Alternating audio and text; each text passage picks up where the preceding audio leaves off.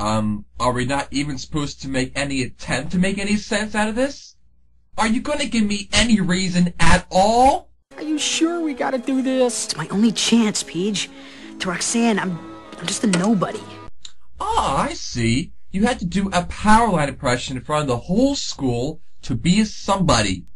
Which means you plan on revealing who you were to Roxanne, so she would know who to be impressed with. Which means you plan on getting caught and therefore punished, right? We're busted.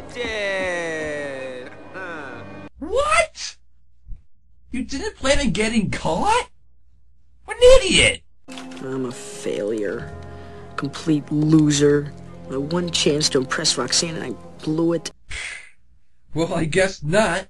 Apparently Max was dropped as a baby, and that's not that hard to believe, you know? Because his plan can only be derived from someone with severe brain damage. And a trap door? What school has a trap door upstage right underneath the podium? It's like something from a cartoon. And how was Bobby able to pull off all those different video effects live? Plus, Max is in front of a red curtain, and they're obviously color keying, so why don't his glasses get separated out? Huh? And why did the screen turn to white snow when Max fell through it? There's no reason for that to happen. And where did Max get that Powerline suit? Bet it wasn't cheap. And why does Powerline always wear that green latex spacesuit?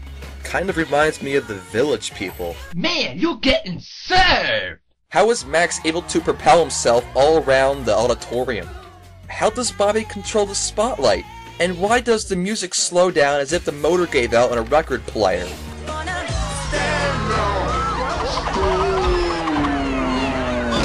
Yeah, you got scorched! Ooh, yeah! Star Trek! Woohoo! I'm a nerd. Okay, honestly, this scene is awesome! When I was 10. However, that's the age group that the movie is going for, so nothing against the movie there, and it's actually been pretty entertaining so far. Now, the reason why the movie has worked so far, I believe, is the fun that's generated from Max and his two friends. Especially Bobby. Although PJ is Max's prominent friend in Goof Troop, Bobby has a much more entertaining personality, but PJ makes for a great overall balance. I believe the movie would have greatly benefited if the plot didn't allow these guys to get too far apart, so that we could have seen what other trouble these guys could have caused. Ugh. Too bad the rest of the movie is about as exciting as watching a test pattern. Or worse, watching 2.5 Men. Oh, God. Oh, God. Oh, God. Oh, God. Oh, God. I was picturing something entirely different. I couldn't sleep. So you decided to make your nipples hard? I can't take it! No, my nipple is hard. Oh, so much better. Well, it turns out that his plan wasn't a waste after all, and was able to score a date with Roxanne. So Max got what he wanted, the whole school loves him, and then is forced to go on a completely nonsensical road trip across the country. Gee willikers, that's such a bummer. But I really can't blame Goofy for deciding to take a vacation. After all, if I worked at Kmart as a child photographer, I would probably very often have spontaneous compulsions to go out and take 4-week vacations as well. What? Wait, hold on. Why is Pete working here too? What happened to the used cars? Yeah, anyway, so things were looking up, then looking down, looking up, and looking down again. Now this is another thing that really bugged me. Why does Max allow himself to go on this whole vacation thing anyway? We the audience can see that towards the end of the movie, Goofy is talking to his son, and discovers that his son Max is quote-unquote In love. So, if Max just simply told his dad the reason why he didn't want to go, wouldn't his dad understand and postpone the whole vacation?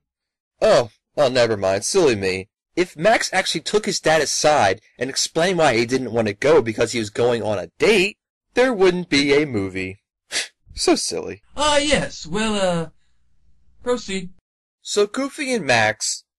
Wait! Max hasn't even packed yet! They just took off!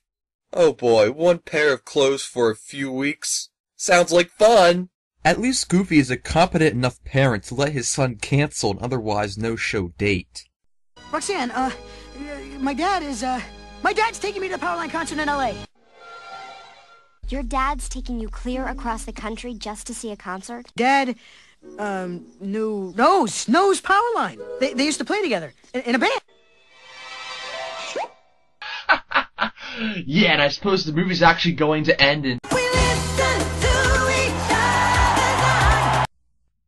Well, I suppose I can't blame him. After all, if Max just kept his mouth shut, there would be no movie. Well, Max remains reluctant and downtrodden for some time after all this. Even a musical number can't seem to cheer Max up.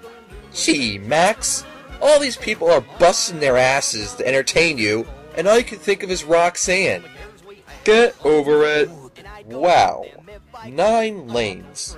Do you think that's enough? So, first stop. Lester's Possum Park. The most depressing place on Earth. What a nice little nostalgic getaway. Now, if this is Max's first time here, and Goofy used to come here with his dad, it's been at least a good 25 years since he's been here last. So how does Goofy know it's still here? I have no idea. You drive all this way and not check?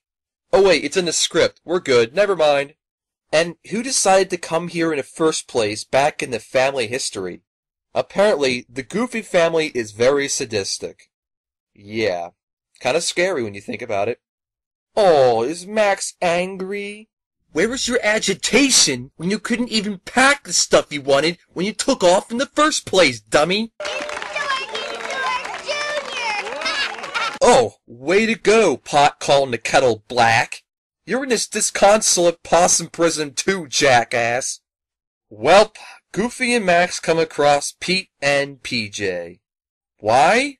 Because there isn't enough story to support a full-length motion picture with just the Goofies. Plus, PJ is cool. Check out that RV. Check out that stereo. Check out that mechanical floor cleaner thing. Dang. But, uh-oh! Max discovers that the lie he told Roxanne has spread all over town. Really? Everyone in town is just obsessed with Powerline, so the lie just inevitably spread to everyone. You know, I can see the whole school, after that epic stunt Max pulled off. But the whole town? Come on. Or perhaps I'm just taking this a little too seriously. Hey, no air guitar playing, thank you. There's no guitar playing in the world of counterfeit Disney Michael Jackson guy who's still black. Man, the only way I'm gonna let you do that is if you play something decent. Like Paul Gilbert. Yeah! Yeah, Pete!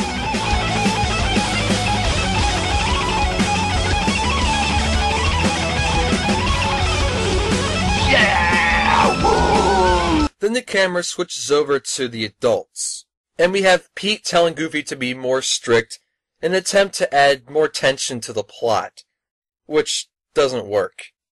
I mean, this is Goofy we're talking about.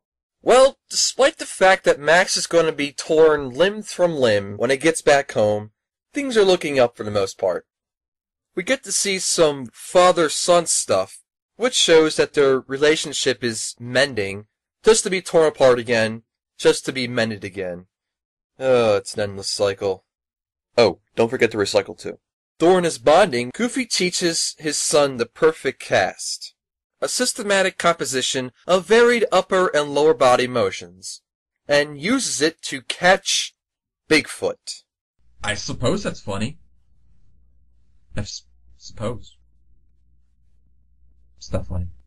I do like the Saturday Night Fever reference, though.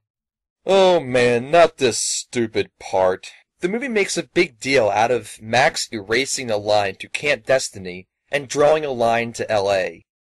So what? What does it matter? Does it make it official or something?